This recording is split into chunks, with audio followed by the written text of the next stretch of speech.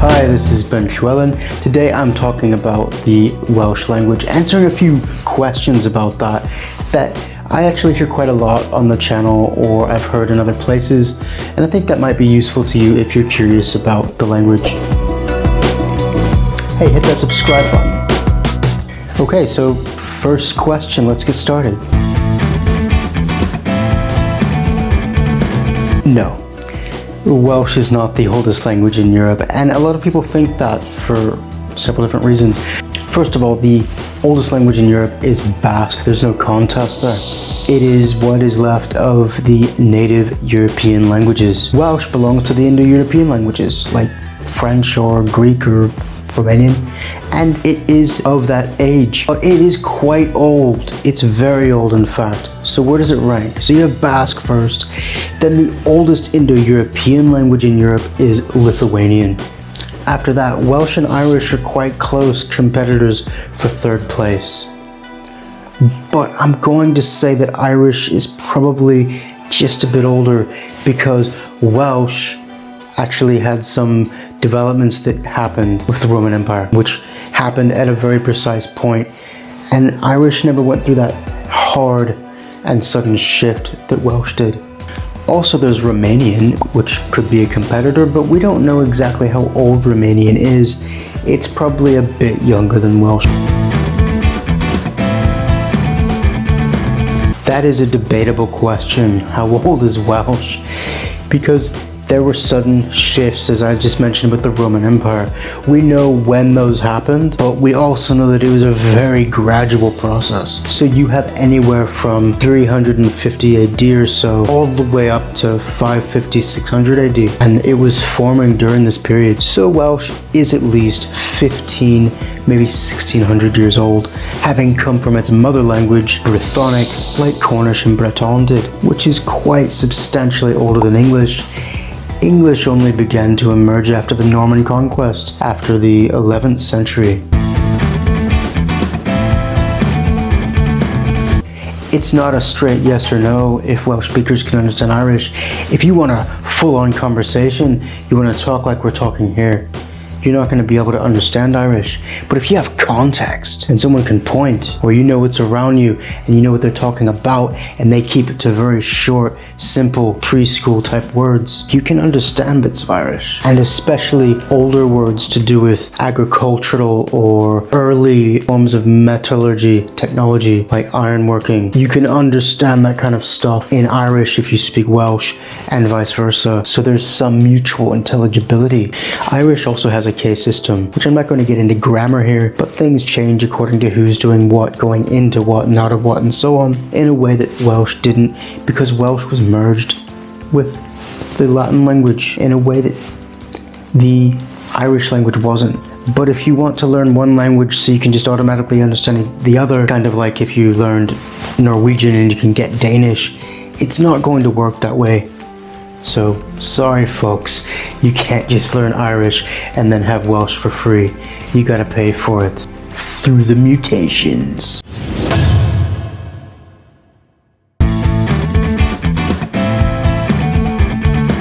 This might seem quite a strange question, but actually, a lot of people do wonder if Welsh is related to Hebrew or even Arabic.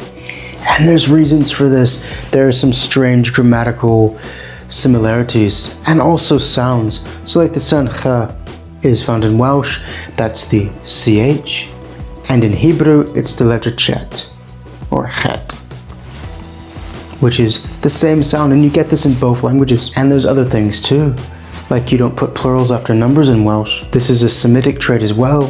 One house, yeah, but they also say two house, 3 house, 5 cow, not cows. You get the idea. And this does not mean that Semitic and Celtic languages like Welsh are related. They're not. But it's just a common feature. We don't know why they're the same. It's just a coincidence. But they also have the conjugation of prepositions. I'm not going to go into what that is here, but just be aware that it's a very, very unique Celtic trait that's not found in many other Indo-European languages other than Welsh and Irish and so on, but it's in Hebrew, so you get that. But to answer the question, no, they're not related, but there's a good reason why people think they are. Is Welsh a made-up language?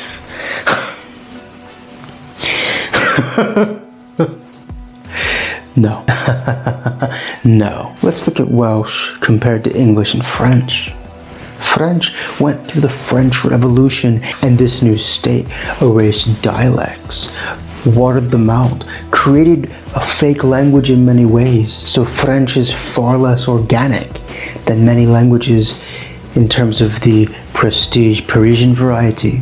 English became the language of the courts and the public schools after a fusion of Anglo-Saxon, Jutes, Norse, these tribes, and then the Norman French invasion on top of that. And so it was put together piecemeal through aristocratic institutions, which lost it a bit of its organic flavor and nature because you had received pronunciation, Queen's English. Welsh never had any of that, neither the French Revolution or the aristocratic invention. And so Welsh is a very organic language. It's less made up, frankly, than most other languages that I've come across. And so, no, it's not.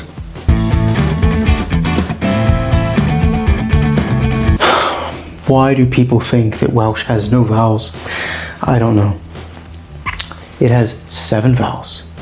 A, E, I, O, U, W, and Y. Because Welsh actually has more sounds than the English language. And a lot of people today, they look at the Welsh being written down and they're confused. They don't know why are there no vowels. But there's more vowels than English. That's why they're confused. They're not used to seeing so many vowels.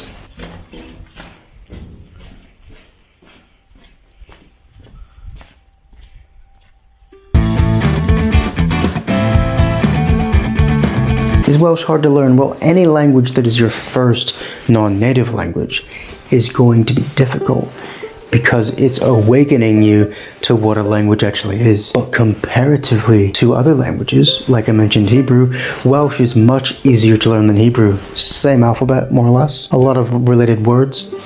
Welsh is going to be easier for an English speaker than any language that you take on that's not Indo-European. It's also going to be easier than Irish because it doesn't have the case system. Welsh has been alongside English for all of its history, and that's quite unique compared to dozens of other languages in the world which haven't. So English speakers are going to pick up lots of things that are very, very similar. And Welsh is written exactly as it's written, or it's phonetic. So I would say no, Welsh is not hard to learn. But if it's your first language, any language is going to be difficult, so you've got to suck up the grit and do it. Do it. Welsh is similar to Romanian in a lot of really unique ways. So you get Mare Mare, which is a big sea or big ocean in Romanian, and in Welsh, Mor Mawr. This is not a coincidence. Both of these languages are Indo-European, so there's similarities already. And then they both formed in very similar circumstances to the Roman Empire. The Romanians were much more, well, Romanized, but the Welsh were the Romano-Britons. They're very deeply entrenched in the Roman culture. Welsh is far more Latin than Irish is, and there's a lot of similarities in Romanian and Welsh according to what words they took on first, in many cases, from Latin. Here are some words that are similar between Romanian and Welsh from the Latin point of view. Or is gold in Romanian, and it's aer in Welsh. Cor is cor, which is choir in both languages. Trist for sad in both languages. These are obvious Latin roots, and they share these together. You also get duals, that is a masculine and feminine word for two. You get dua and doi in Romanian, and you get dui and dai in Welsh, or doi in some Welsh accents. You get the same thing as Romanian. And there's probably something that was there before. The Latins came into Romania, the Dacian people, and they may have had a Celtic substrate because there's a lot of minor syntactual elements that are very similar between Welsh and Romanian, which are quite canny in a way.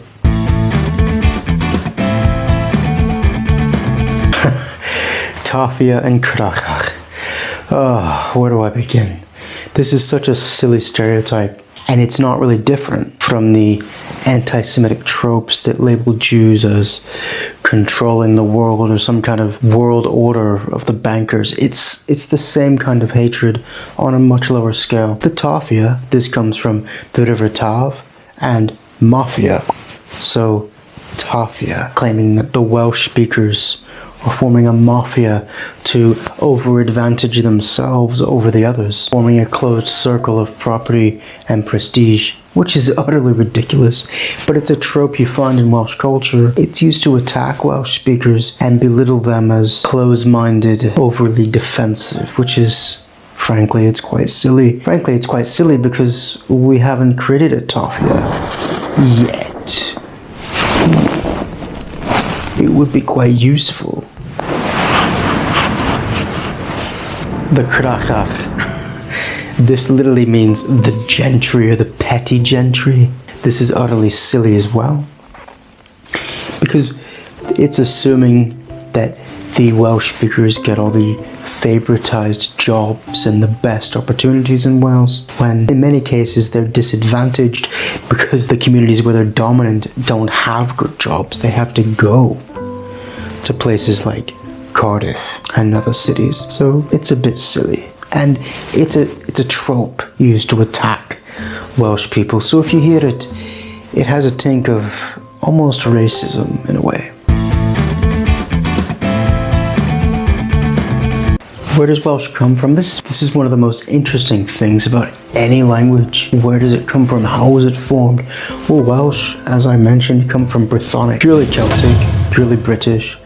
And then the Romans came in with their Latin language, and there was an occupation for about 400 years. And during this time, the Welsh language became heavily influenced by what would become the Romance languages. And it was specifically in words for basic things. See, English takes Latin words for scientific things and high culture and such things, but Welsh took Latin as it was being formed for things like braich is arm, fenestre is window, pont is bridge, very brick and mortar solid things, and ecclesiastical because Christianity came in at that time. So Welsh is really the ultimate fusion of Latin influences and Celtic. It's a marriage between them. There's not a lot of words that we know come from Welsh into English, probably because, well, frankly, a lot of English historians and grammarians are quick to brush aside or ignore any Welsh influence. They don't really want to talk about such things. But to name a few words, the word dad comes from Welsh. Gull, like a seagull, comes from Welsh. Crag, like a fissure in rock, that comes from Welsh. Corgi, this dog. Oh, that's cute, isn't it? And you have flannel, like you would wear, that's from Welsh.